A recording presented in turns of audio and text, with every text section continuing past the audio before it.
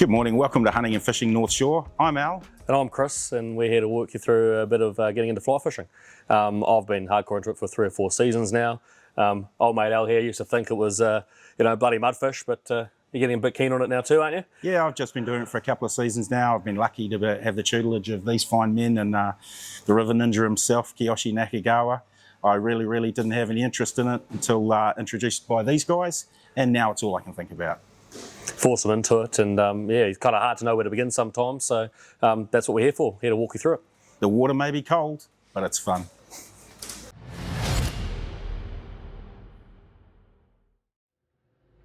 So let's talk about rods. Obviously it's a key part of getting into your fly fishing.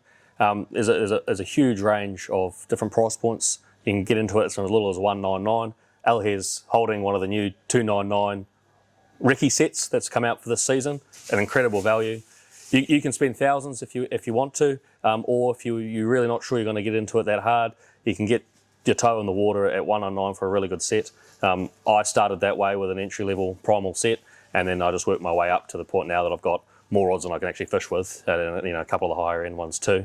What have you got yourself, Al? So like you're mentioning before, I mean, there's a price point for everybody. The technology of these rods and reels has come so far in the years and advanced to a point where the sort of stuff you're getting now is of such great quality that you're going to be able to fish and have a great time with it straight away. There is a style of rod for everybody. Like Chris said, he started with a really entry-level rod. I was lucky enough to be taken on a trip and use some of the best Scott rods available, and found that they're different for everybody. They're different blank speeds, right? There's soft rods, there's stiff rods, and depending on where you're at in your casting style, your learning streak, there's one that's going to suit you best. So that's why you got to come down and have a some feel. for big musclers like this fella here, and there's some for the finesseful people like myself. You still can't cast though, so.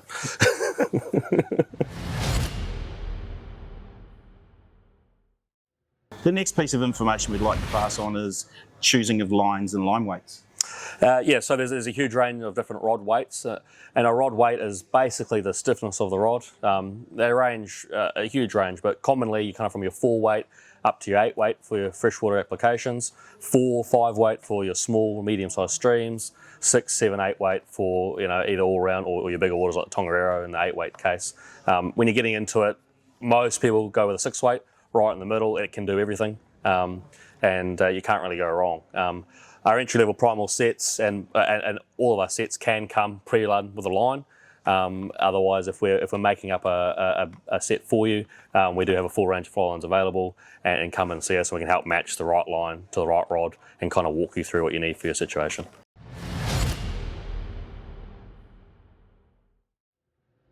Our next piece of information is we're going to go through tippets and leaders. In my experience, coming from saltwater environment, I expected everything to be a leader. But as I've learnt, they're different.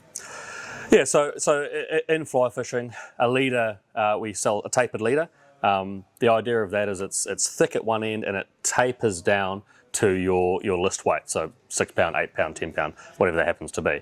The idea with that is going from thick to thin helps transfer the energy through to your fly, so it really helps roll out your delivery after your cast, stops it kind of pulling in a pile. That would be a leader.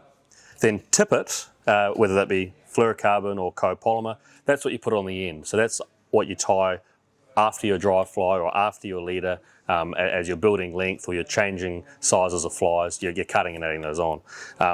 Fluorocarbon usually for your nymphing applications, copolymer usually for your dry fly, your surface. That floats, that sinks. That's the basics anyway.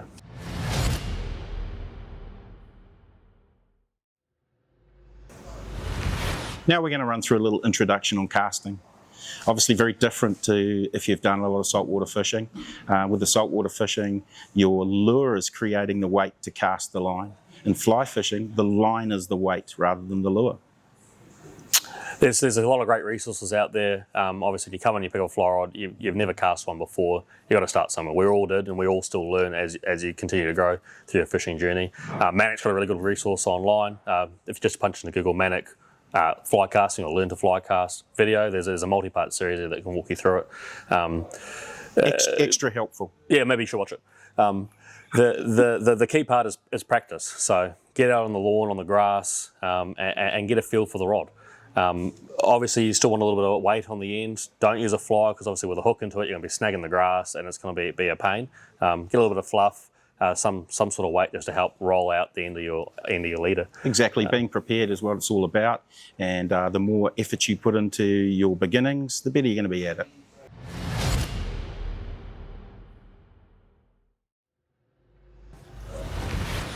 So now we're going to cover flies, and first off I'm going to cover nymphing. Nymphing is what most or a lot of fly fishermen do when they get started out.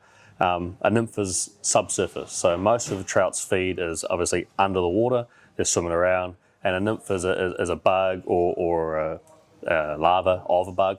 They'll come in a variety of sizes, colours and weights, and the key thing is to have a selection. I mean that's a box of nymphs. Right, this is a small box of nymphs as well, and what you can see there is you've got a half dozen different sizes, colours, weights, and it all depends on the conditions. You need a heavier nymph to get down deeper, you need a smaller nymph if waters are clearer, and sometimes you need a bit of bright to liven it up. I quite like a pink bead. Always makes things a little bit exciting. But at the end of the day, they all work and they're all going to work at some point. So have a selection on board and come see the guys, and we can kind of give you some guidance into where to start. The next one to cover, eggs. Spawning season, so your autumn, winter usually, trout are up the streams, they're breeding, it's cold, there's not a lot of insect life around, but what there is there are a lot of eggs. Great way to get into it is fishing our spawning regions, Rotorua, Taupo in the North Island, and you can have a good time and catch a lot of fish and get some good practice in. And that's what an egg box looks like. Big range from soft eggs to yarn eggs. You really can't have too many. Here we have some wet flies, something I'm really looking forward to doing this season. You'll notice that they're different colours and shapes. Here we have one that's mimicking a smelt and all the small little fish that live in the lakes and the larger rivers and streams. And here we have a black one mimicking a kura or a freshwater crayfish. Both of them very, very efficient in what they do. So now we're talking about gear storage, where you're going to put your flies, where you're going to put your leader, your tippet, all the tools and bits and pieces you need for a day on the river. And there's a couple of options. Basically, it's a vest or some sort of sling bag, hip pack, backpack style. Yeah, because there's nothing worse than arriving somewhere and finding you've left something behind. So when you're organised with your vest or your pack, you're there. So what have you got on there? You got a sling pack on? I've got a sling pack here, so obviously really easy to use. You can slide it around when you want to access it. Rest of the time, all your it's behind gear. you, out of the Here's way. your floatant, your nippers, scissors, all your goodies here. Got a really nice little workstation in the front here, so you can pop all your gear on there. I find it really, really awesome. I personally use a vest. I like to have everything handy and organised in pockets. I definitely enjoy a sling pack if you're going really light in the summer. Wet wading, you just need a few bits and pieces. But a lot of the time I like to have all my gear on me. I'm a bit of a tech phobe. I'm a bit scared of not having the right stuff, so I have everything with me. Really good in terms of storage. You can access pouches, you got places inside for whether it be sunblock, insect repellent, the whole line. That's what I like. So whatever you like, we've got the right one for you.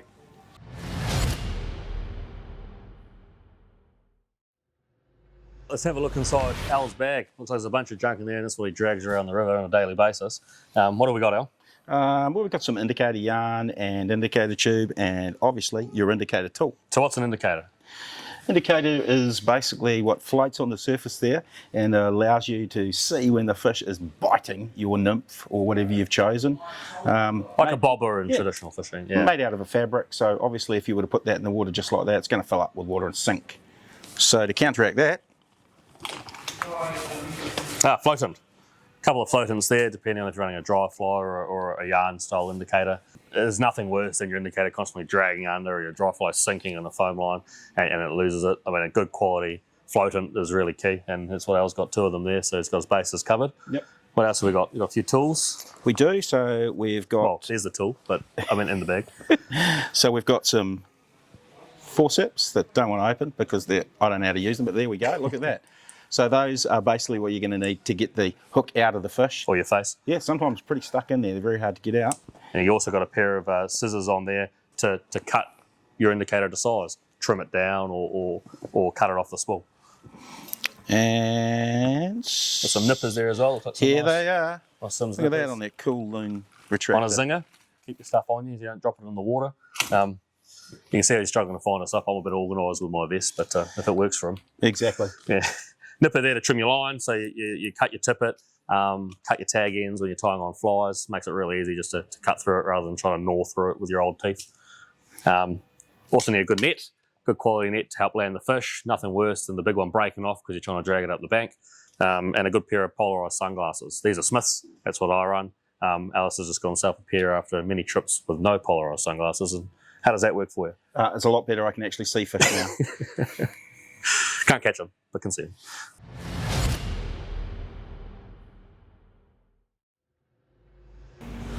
Let's have a look at the waders and boots.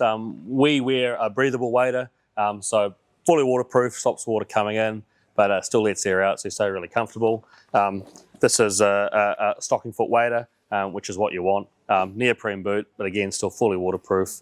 And you pair those with a good quality pair of wading boots. They're about comfort, safety, really grippy, help keep you on your feet when you're under the water. Obviously, it can be quite slippery, protect your ankle. And then there's also very light. So if you are doing a lot of walking, they don't tire you out too much. Absolutely. Obviously, you can get started with just a pair of shoes, walking up a river, but pretty quickly you're going to find that you need to get in the river to get across, reach your cast a little bit further to land a fish. And in the winter, that's certainly not an option in Taupo.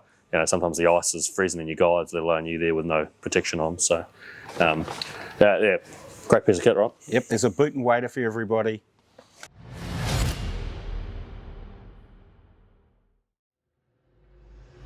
Look, we know it can be daunting coming in here and seeing all the different products and not knowing where to begin. That's why we've got a great range of staff on hand to help from beginner, intermediate, all the way through to world champs. We even had a guy catch a marlin. Yep, world-class fishermen who fished around the world, all the way down to Billy Basic Bob. Not world-class fishermen. Yeah, but we're all keen, we all like to talk fishing, and we're all ready and happy to help walk you through your journey. It's all about enjoyment, so come in and see us. Cheers.